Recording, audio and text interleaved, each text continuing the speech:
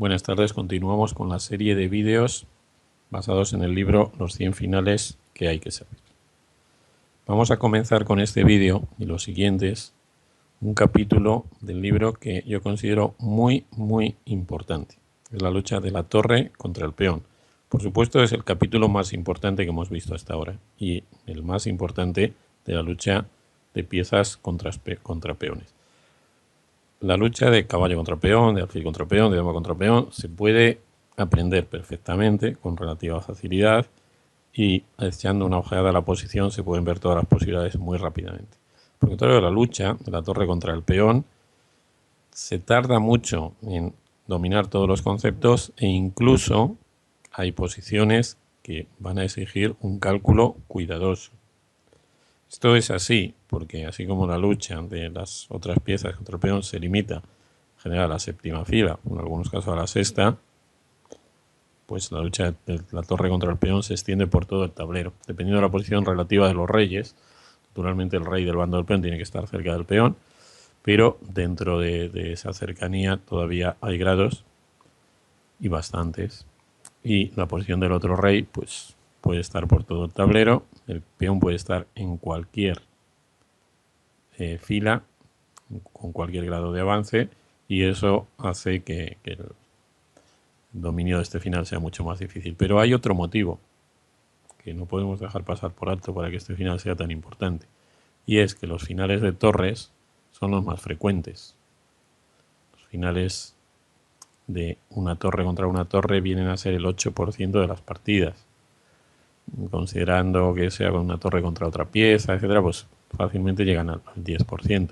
Pero es en los finales de torre contra torre en los que se produce a veces una carrera entre peones pasados, y es muy frecuente que uno de los bandos logre coronar su peón antes que el otro, bastante antes que el otro, puede ser, así como en el caso de la dama tiene que ser solo un poquito antes, con las torres puede ser bastante antes que el otro, y que haya que entregar la torre por ese peón que se corona. Y entonces de pronto nos encontramos que el final que era de torres pasa a ser un final de torre contra un peón, o contra dos, o claro, se puede complicar más, o de torre y un peón contra tres. Pero en principio, para dominarlos bien, para comprenderlos bien, necesitamos estudiar la lucha de la torre contra un peón. Bien, vamos a comenzar con este vídeo inicial, que como siempre, pues hay que comprender bien, que siempre es un poco más sencillo que lo siguiente sobre este tema. La posición inicial, que en este caso es el final 21 del libro, en el capítulo 5, final 21, que titulamos Los reyes no se molestan.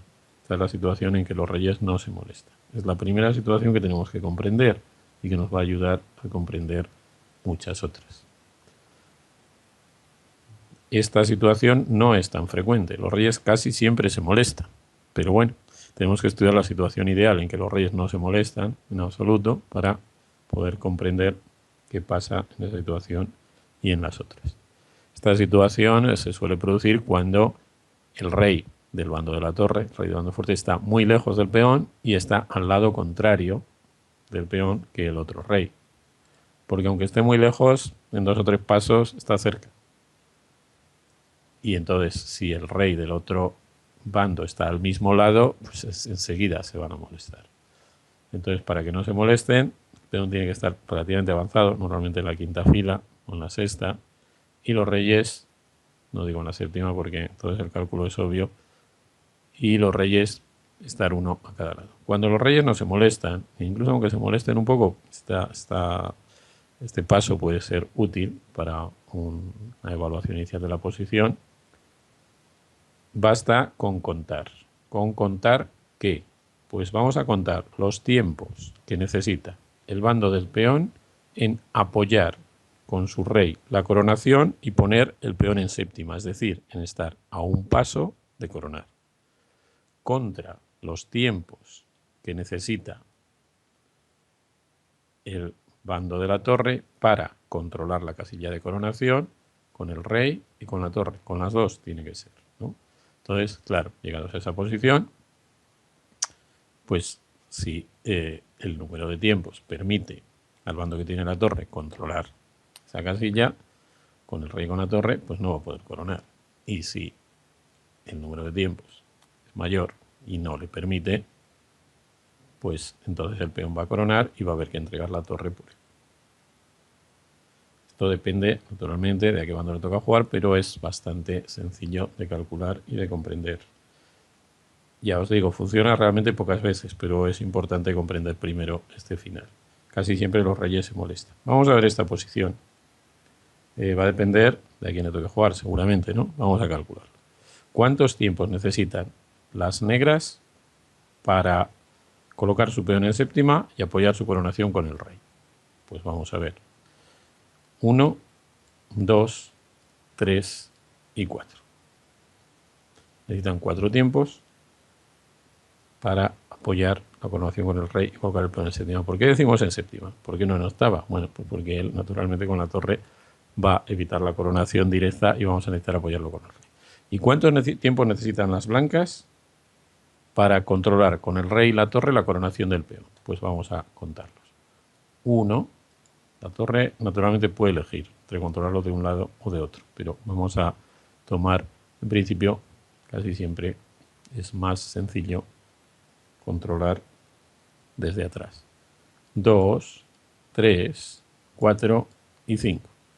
Así que las negras necesitan 4 y las blancas necesitan 5. Pero, lógicamente, si empiezan las blancas, cuando las negras ejecuten su cuarto movimiento, les tocará a ellas y ejecutarán su quinto. O sea que no es tan difícil guiarse con esto si uno se organiza bien. Por lo tanto, si empiezan las blancas, llegan a tiempo, ¿verdad? Eso parece y vamos a comprobarlo. Empiezan las blancas. Acercan el rey. Las negras avanzan el peón. Las blancas acercan el rey, las negras acercan el peón. Las blancas ahora mismo tienen que controlar la coronación. Las negras defienden el peón y acercan el rey. Las blancas acercan y acercan. El cálculo es muy sencillo. Las jugadas de cada bando son súper evidentes y las blancas han llegado a tiempo. Así que simplemente contando resolvemos algunas posiciones, pocas. Estamos aprendiendo algo, pero no nos emocionemos con la utilidad de este primer paso del aprendizaje de torre contra peón. Esto nos sirve para comprender un poco la posición, pero se va a poder aplicar en pocas ocasiones. Pero incluso en esas pocas ocasiones hay que tener cuidado. Y pronto, esto que vamos a ver ahora, esta variante que vamos a ver ahora, nos va a ayudar a comprender qué jugadas son más flexibles, más eficaces en este tipo de posiciones. Porque si en esta posición inicial, que hemos comenzado con las blancas acercando el rey y que con la jugada rey G5 ganábamos, hubiéramos empezado con el movimiento de torre. Vamos a imaginar que empezamos con el movimiento de torre, que también es necesario en medio de la variante, pues esta jugada ya no ganaría. Esto os puede parecer misterioso porque, a ver, primero vamos a jugar mal, como hago algunas veces en estos análisis, pero sin avisar. Pero bueno, vamos a avisar, vamos a jugar mal con las negras. Bueno, avanzamos, las blancas se acercan. Bueno, sí es lo mismo, ¿no? ¿Qué diferencia puede haber entre que empecemos con la torre o con el rey? Empezamos con la torre, luego venimos con el rey, empezamos con el rey, luego tendremos que hacer la jugada de la torre. Qué tontería, ¿no? Pero no, porque empezamos con la torre, las negras pueden aprovechar este momento para, aparentemente perdiendo tiempos, pero no es así. Bueno, pues puede que pierden un tiempo en la carrera para apoyar la coronación de su peón, pero pueden aprovechar para molestar al rey de las blancas con la única jugada que hace tablas, molestar, que lo vamos a dejar como ejercicio, porque realmente como esta posición o otra absolutamente igual la vamos a volver a ver, pues aquí os lo voy a dejar como ejercicio. Entonces, pues realmente si no lo conocéis, si lo conocéis va a ser muy fácil, si conocéis el principio también va a ser muy fácil, pero si no lo conocéis es que os va a ser mucho más útil tratar de descubrirlo a vosotros. Entonces merece la pena que lo intentéis y que incluso en este caso no lo expliquemos. Bien, vamos a dar un paso más con otro conocimiento. Bueno, dentro también otra posición de este tipo. Vamos a dar un pasito más. Bueno, nos encontramos con otra posición parecida, ¿no? En cierto sentido, porque el peón también está en quinta, el rey de las negras también está al lado y el rey de las blancas no está en el lado contrario del peón, pero tiene que venir por el lado contrario del peón, porque si no, choca con el rey de las negras. Esta es la posición que podríamos llamar, está también en el libro dentro del final 21, y que titulamos Los reyes se molestan poco, pero ya se molestan un poquito. Se molesta un poco en este caso porque el rey de las negras está en medio del camino del rey de las blancas, pero el rey de las blancas tiene una forma que sería venir por aquí, dando esta vuelta. Uy, me he pasado con la vuelta, teníamos que haber dicho por aquí, para controlar el peón. Y aquí, pues bueno, vamos a volver a hacer nuestro conteo anterior, a ver qué pasa. ¿Cuántos tiempos necesitan las blancas y las negras para controlar, en el caso de las blancas, para controlar con las dos piezas la coronación del peón, y en el caso de las negras para apoyar con las dos piezas, podemos decir, la coronación del peón?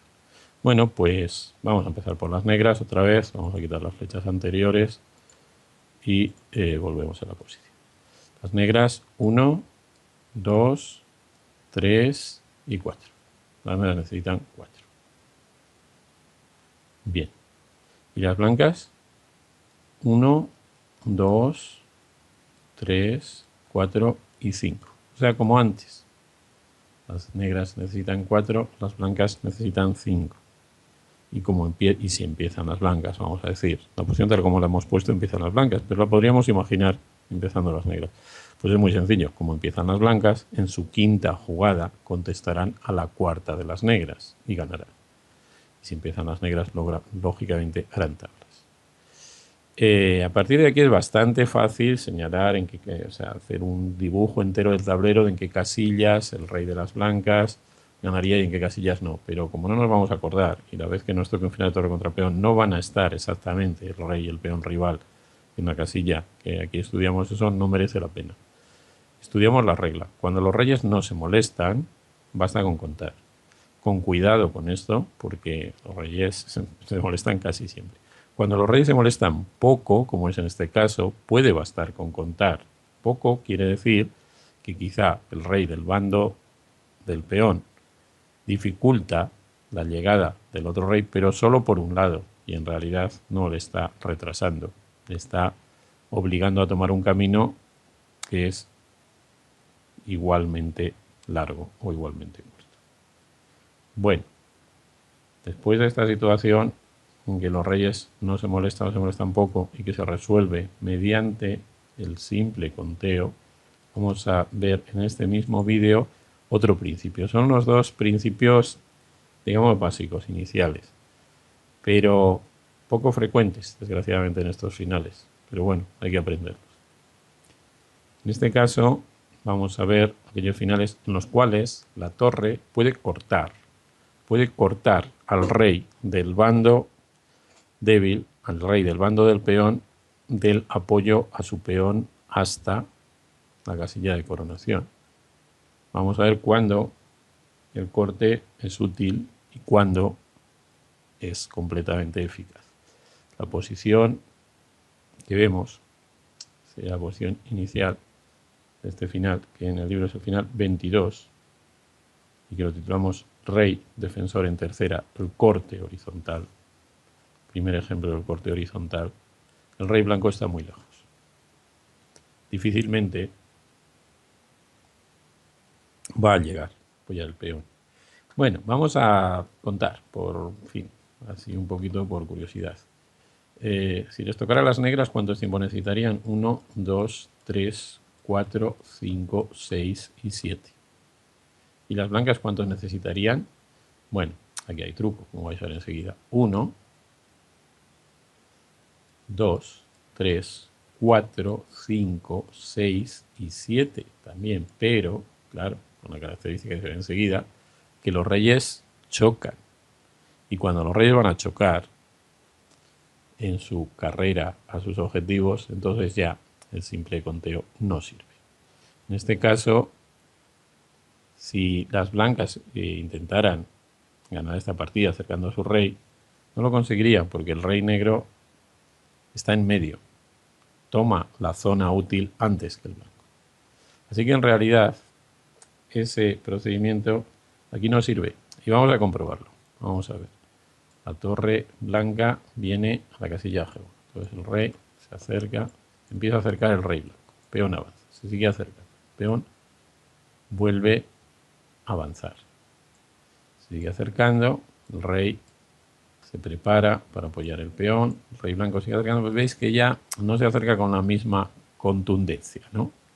Se ve un poco obstaculizado. Se sigue acercando, pero no puede acercarse. Está el otro rey muy pesado, ¿no? Entonces el peón avanza y, claro, pues es que el rey blanco no puede acercarse. Y a la siguiente jugada, el rey apoya al peón y corona. Hay otras variantes, pero no os engaño, ¿eh? Si las blancas no aplican el corte horizontal, aquí no van a ganar.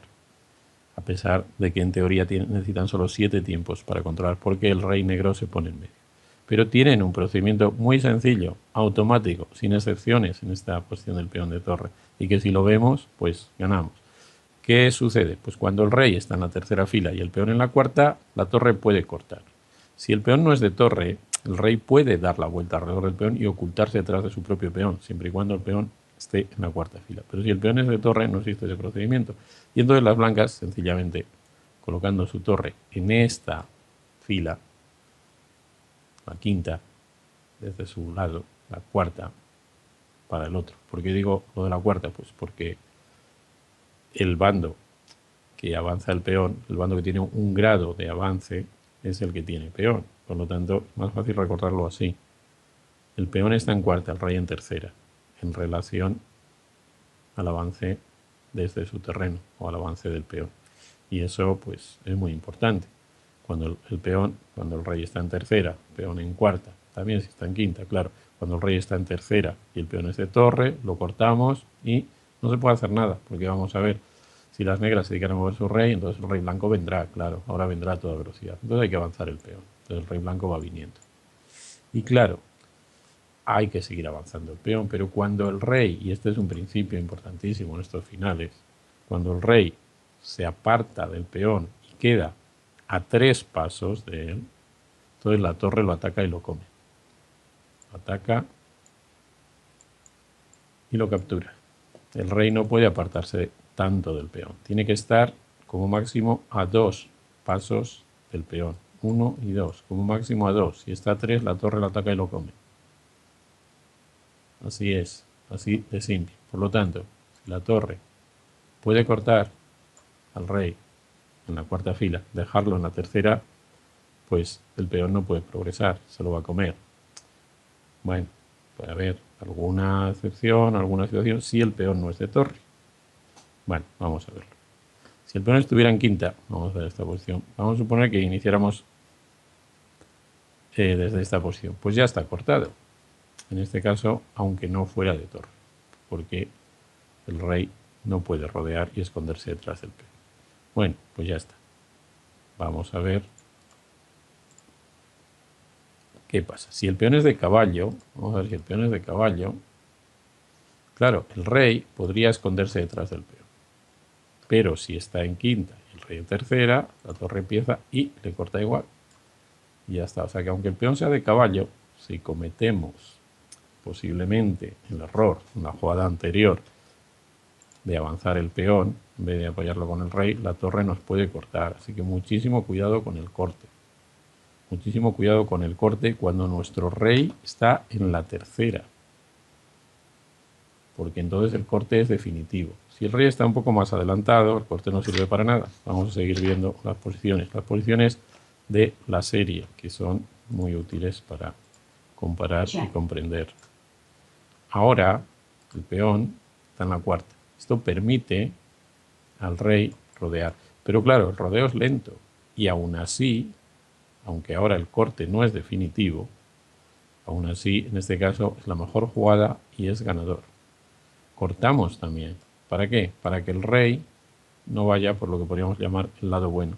Ahora el rey negro tiene que rodear al peón y además de rodear el peón, tiene que permitir al rey blanco acercarse sin trabas.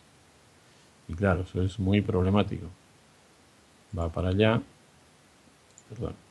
Si avanza el peón es mucho más sencillo. Va para allá, esa es una de las variantes, claro.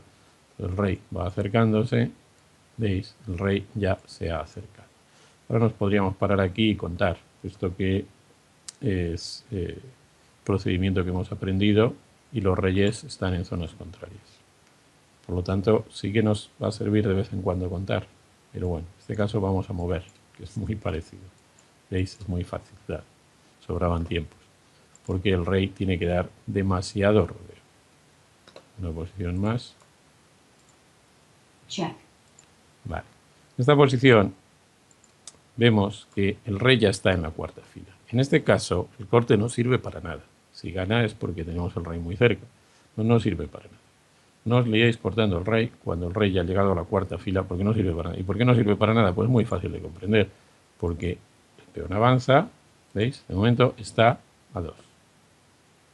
Y claro, cuando el peón vuelve a avanzar, amenaza a coronar. Entonces la torre no puede atacarlo directamente. Aunque sí es cierto que si estuviera por detrás, esto no pasaría. Pero claro, no puede estar por detrás porque está cortando horizontalmente. Entonces ahora la torre tiene que evitar la coronación y entonces el rey se pone a 2. Entonces ya lo defiende y ya está. Por lo tanto, el corte horizontal solo sirve con el rey en tercera. Ni lo penséis con el rey en cuarta. Si ganáis cortando es porque hay otras circunstancias. Y con el peón en tercera, vamos a volver a ver la posición inicial de los cortes, era esta, con el rey en tercera. Si el peón es de torre, el corte gana seguro, no tenemos que pensar. Si el peón y el rey están separados, como es esta otra posición, si están ya separados, el corte gana seguro, no tenemos que pensar. Y si el peón no es de torre y no están separados el rey y el peón, tendremos que calcular, pero el corte puede ser útil, sobre todo con peón de caballo. Y entonces nos puede merecer la pena calcularlo. Con esto realmente lo que hemos aprendido en este vídeo son dos procedimientos que no tienen aplicación en tantos finales de torre contra peón, pero que son los dos procedimientos básicos. Si no conocemos esos, difícilmente vamos a comprender los otros. Uno es el de contar para ver quién llega antes a apoyar o evitar la coronación del peón, que solo sirve cuando los reyes no se molestan, y otro es el de cortar horizontalmente al rey, que solo sirve cuando el rey está en tercera. Y con esto vamos a dar por terminado este vídeo y recordad, vamos a tener que ver varios vídeos más y cada vez un poquito más complicados en la lucha importantísima de la torre contra el peón. Hasta pronto.